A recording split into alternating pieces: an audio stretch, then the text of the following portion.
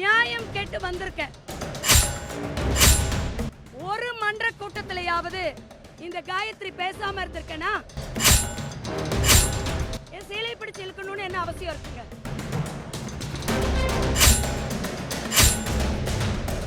என்னங்க கலக்கத்தை ஏற்படுத்தல. மக்களுக்கு ஒரு குறைனா அதை இந்த மன்றத்துல கேட்கணும். அதை கேட்கறதுக்கு தான் ஒவ்வொரு அரசியல்வாதியுமே இருக்கும். இப்ப நான் இங்க வந்திருக்கிறது நியாயம் கேட்டு வந்திருக்கேன். ஒரு மன்ற கூட்டத்திலேயாவது இந்த காயத்ரி பேசாம இருந்திருக்கேனா? ஒவ்வொரு மன்ற கூட்டத்திலையும் நான் பேசுவேன். நான் பேசினதை நானே பதிவும் பண்ணியிருக்கேன். மன்றத்தில் எங்களை சுற்றி மன்றத்தில் 100 கேமரா பதிவு செஞ்சுட்டு இருக்கு. அது போக வெளியில் வந்து பத்திரிகை துறையிலையும் நான் பேசுவேன்.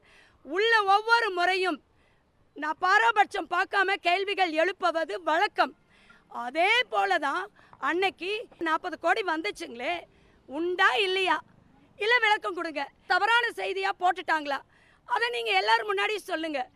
நாங்கள் பிரதிநிதிகள், மேயர் வேணா வராமல் இருக்கலாம் வீதிக்கு.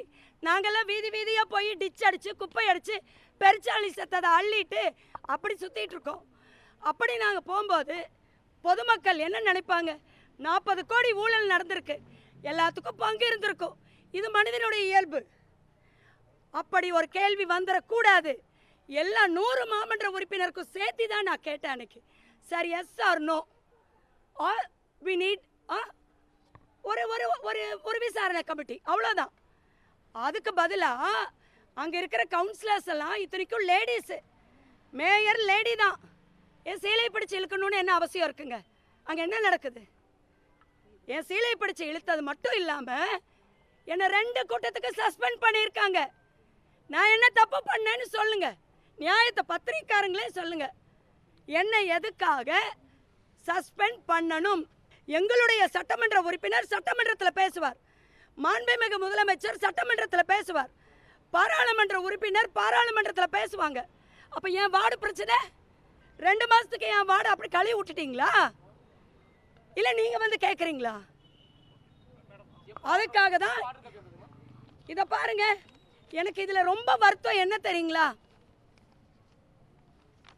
களங்கம்ங்கிற வார்த்தை போட்டிருக்காங்க. களங்கம் வர அளவுக்கு நான் என்ன செஞ்சுட்டேங்க? களங்கம்ங்கிற வார்த்தை எப்படி போடலாம்? நான் ஒரு மரியாதையான குடும்பத்தை சார்ந்தவள். என் குடும்பம் அனைவரும் பொதுமக்களுக்காகவே சேவை செஞ்சவங்க. நான் வந்து மாமன்றத்துக்கு களங்கம் ஏற்படுத்திட்டேன் போடுறாங்களே.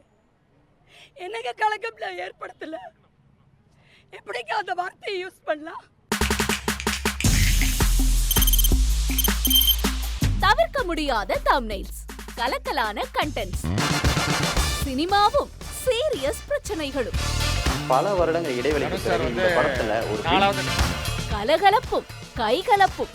Me too, love you. Thank you so much. அவருக்கு மாஸ் ஏத்துறது போயிட்டே தான் இருக்காரே தவிர பிரேக்கே இல்லாமல் பிரேக்கிங் நியூஸ் சொல்லும் தந்தி டிவி ஆப். இன்ஸ்டா தலைமுறை வரை இறங்கி அடிக்கும் தந்தி டிவியின் டிஜிட்டல் எக்ஸ்க்ளூசிவ். அது தண்ணிக்குள்ள போகும்போது ஹேங் ஆயிடுச்சு.